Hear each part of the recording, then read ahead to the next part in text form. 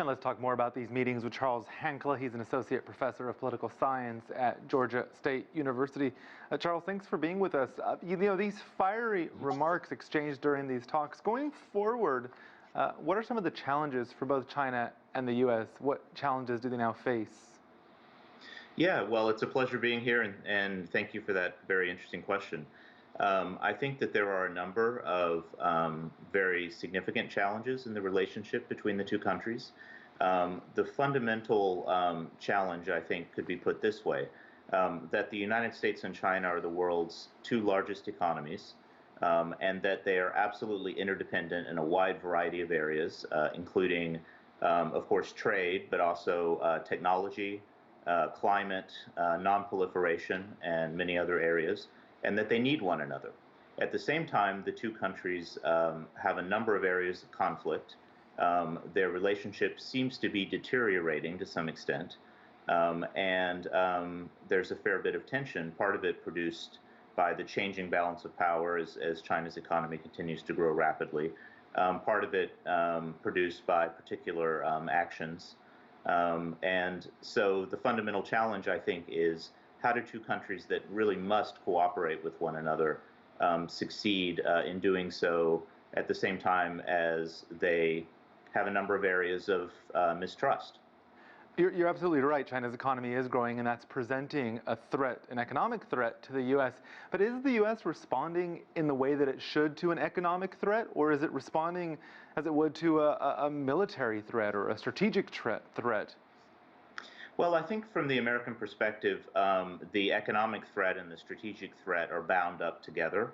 I think sometimes there's a tendency to talk about the U.S.-China relationship as if the strategic and economic areas can be fully separated, but I think that they are deeply intertwined. And so from the U.S. perspective, it's worth pointing out that China's actions in the South China Sea and other areas are considered to be a risk to American influence in the region, as well as China's actions in Hong Kong, perceived threats towards Taiwan and other areas. And so I think that all of these things are kind of bound up together. As to whether the United States is responding to it in the way that it should, I think that there are certainly areas where the Biden administration can improve over the Trump administration.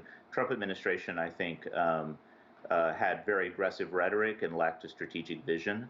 The Biden administration, I think, will focus much more on multilateralism, on areas of cooperation where they're possible. But I don't think that we can expect the Biden administration to return to, the American policy under Obama or before, which was more conciliatory. I think that the relationship will continue to be tense. And China's but hopefully position it can still be productive. And China's position is that Asia is its neighborhood, its region, and not the U.S.'s. That's been its long position. But coming out of these talks, were there any clear winners or losers? I don't think so. I think that the two sides. I don't know whether you or your readers watched some of the video coming out of the open sessions. It was strikingly, let's say, forthright on the two sides. So I think the two sides sort of signaled to one another their seriousness. I think it was a little tense, but nevertheless relatively polite. And my hope is that both sides will come back from this and say, okay, we know that there is an increasing tension in our relationship, but we need each other, and we need to figure out how to make things work out. And so I think this was just kind of an opening session for the new administration, its relationship with China. So I wouldn't say there were any winners or losers here. Secretary Blinken called it candid. Ambassador Cui called it constructive. Professor Charles Hankla from Georgia State University, thank you for your time. Thank you so much for having me.